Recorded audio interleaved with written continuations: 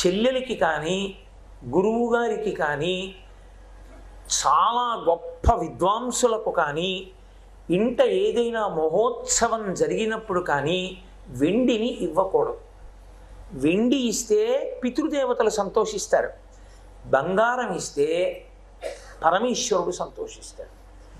ఎప్పుడూ కూడా బంగారమే ఇవ్వాలి. ఓ తునక ఇవ్వండి, లేకపోతే హిరణ్యమునకు ప్రత్యామ్నాయముగా ఓ రూపాయి కాసు పెట్టి ఇవ్వండి, తప్పు లేదు.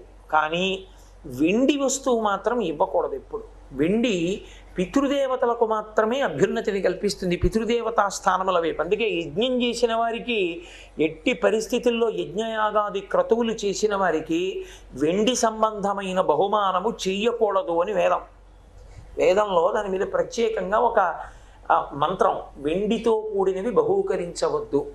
బహూకరిస్తే ఒకటి శ్రేష్టమైనది బంగారము, 2 ఒక్క ద్రవ్యం, 3 వస్త్రం ఎప్పుడైనా ఇస్తే అది ఉత్సవంలో పెద్దలకు ఇస్తున్నారనుకోండి, అంచున్న బట్ట ఇవ్వాలి.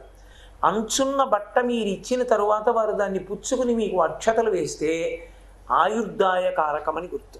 పుచ్చుకున్న వాడికి ఆయుర్దాయం, ఇచ్చిన వాడికి ఆయుర్దాయం. అందుకే బట్టలు ఇచ్చేటప్పుడు ఎడంభుజం మీద ఉత్తరీయం లేకుండా ఇవ్వకూడదు. ఎడంభుజం మీద ఉత్తరీయం లేకుండా బట్టలు పెడితే దాని గుర్తు ఏమిటంటే, నువ్వు ఎక్కువ కాలం శరీరంతో ఉండడాన్ని నేను ఇష్టపడను, నిన్ను శత్రువుగా చూస్తున్నానని గుర్తు. అటువంటి చేత బట్టలు పుచ్చుకుంటే 6 నెలలలో మారకం వస్తుంది, ఒకవేళ గ్రహాలు అనుకూలంగా లేకపోతే. అందుకని ఎడంభుజం మీద ఉత్తరీయం ఉన్న వాళ్ళ దగ్గరే బట్ట పుచ్చుకోవాలి. ఒకవేళ అవతలవాడు బుద్ధిహీనుడై ఎడంభుజం మీద బట్ట లేకుండా ఇచ్చాడు అనుకోండి, మీరు వెంటనే ఎడంభుజం మీద ఉత్తరీయం వేసుకోవాలి. ఒకవేళ ఆ సమయంలో మీ దగ్గర ఉత్తరీయం లేదనుకోండి, కనీసం జేబులో రుమాలైనా తీసి వేసుకోవాలి, భుజం మీద వేసుకుని పుచ్చుకోవాలి తప్ప ఎడంభుజం మీద ఉత్తరీయం లేకుండా పుచ్చుకోకూడదు. అక్క చెల్లెలకి ఇచ్చినప్పుడు అంత ప్రేమతో ఇచ్చింది కాబట్టి బంగారు ఆభరణమే బహూకరిస్తారు వేదం ప్రమాణంగా తీసుకుని.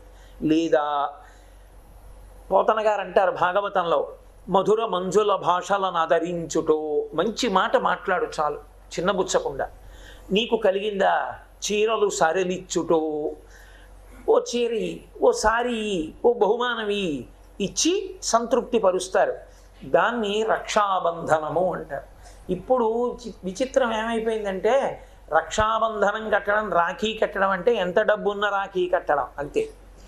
ఎంత డబ్బు పెట్టి రాఖీ కొనుక్కొచ్చారు, అసలు నిజంగా రాఖీ అంటే ఏమిటి, రక్షాబంధనం అంటే ఏమిటి, అది ఎందుకు కడుతున్నావు, దానివల్ల ప్రయోజనం ఏమిటి, దాన్ని ఎలా కట్టాలి, నువ్వేం కోరుకోవాలి, అవతలవాడు నీ పట్ల వైదికంగా ఎలా ప్రతిస్పందించాలి, ఏమీ లేవు. అన్నీ అదో అర్థం పర్థం లేనటువంటి పనులు. ఎందుకు చేస్తున్నారో ఎవరికీ తెలియదు, అదొక పెద్ద ప్రవాహం అంతే. కాబట్టి ఒక రక్షాబంధనం కట్టాడు అక్క చెల్లెలు కట్టింది అన్నగారి కంటే అంత మర్యాదతో కడుతుంది.